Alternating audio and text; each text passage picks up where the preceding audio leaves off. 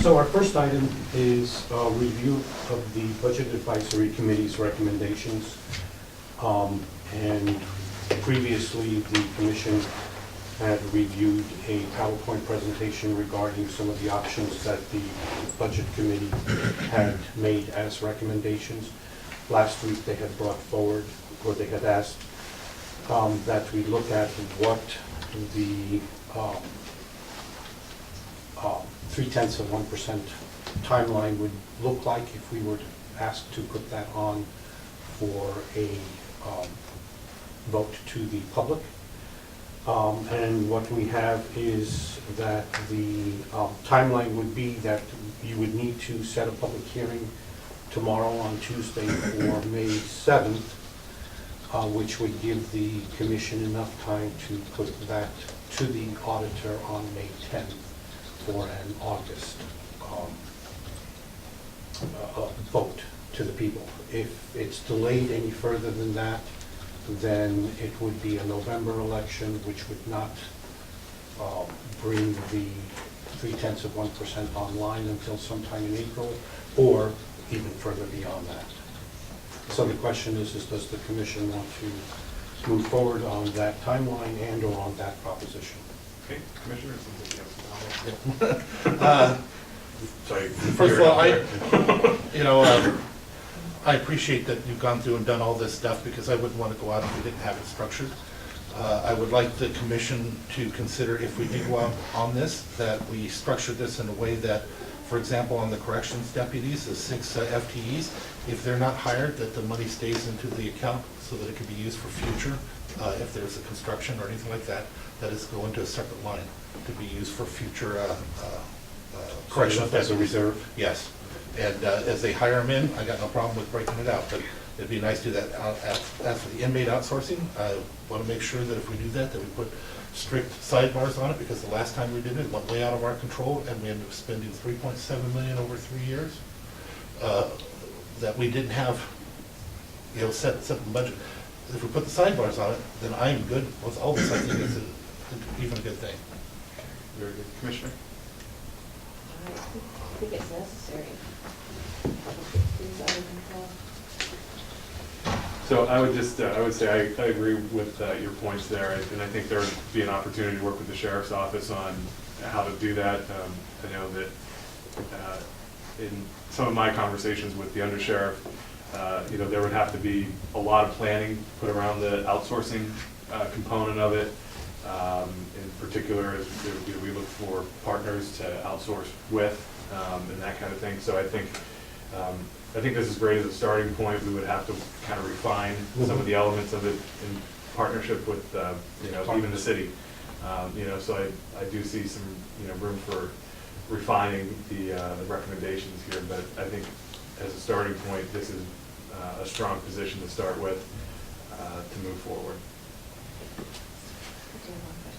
So would this, the public defense paralegal and the clerk, for their FTEs, would this help us get them back up to where they need to be, as far as being staffed?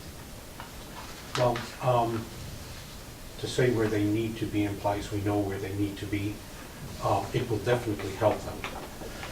There is a paralegal requirement under the statute, so in that case, yes, most likely. And the clerk's office can use additional staffing to help them through their difficulty. And I would probably add for the commission and staff as well that there's probably, as we go through the process, there's room to refine some of this, correct? And there are, for instance, pretrial services at 1.5. That isn't a fully vetted number, whether it's 1, 1.5, or 2. And in the district court, there's 1.5 FTEs there. The thinking being that that 0.5 FTE would be backing up the 1.5 FTEs on the pretrial services as a backup and support. Where would that money, which department would that money go? Well, that kind of stuff. That's not vetted, okay. Yeah. That's what I was trying to figure out, so. Okay. So maybe if we could break the decisions out in maybe 2 separate and say, okay, we're comfortable moving forward with a proposition on 3/10, Mhm. and then have that be And then- one decision, and then the second decision would be this part of it, where we might want to have a little bit more input from the criminal justice offices as to Exactly. on how that would work in the immediate interim, like in the next couple of weeks. In the next week or so. Yeah. Yeah. Because I would want to have that for the public meeting. So the public hearing, so that we have detailed amounts that have been vetted through the departments, as well as how to set up the sidebars around the dollars and what, if not spent, would they go to? Sure. I want to clarify that if, we do things the way I do it, that's for my support, not for putting it on the ballot. I firmly believe that, it'd be one thing if we're putting a direct tax on somebody, but I try to never deny the people to put a burden on themselves. It's their choice. So I'm in full favor of putting it forward. It's just my own personal support on it wouldn't happen unless we had sidebars. I want to just make that clear. Yeah, I get that. I think that's fine. I think, because we have to do a news release tomorrow. Yeah, well, So, I'm in favor of putting it on the Yeah, ballot. Yeah. But I think it would be also helpful to come back to us with a little bit more refining on the numbers. So- I'll come back next week with Yeah. more refined. Because I think, I think that's a valid point, because this is somewhat draft.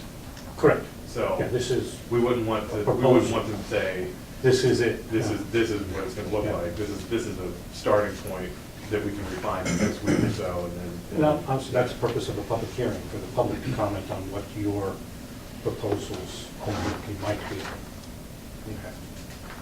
So we'll move forward with it. It'll go on to tomorrow's agenda Okay. to set the hearing, and next week I'll bring back with some vetting the numbers by departments. Great, thank you.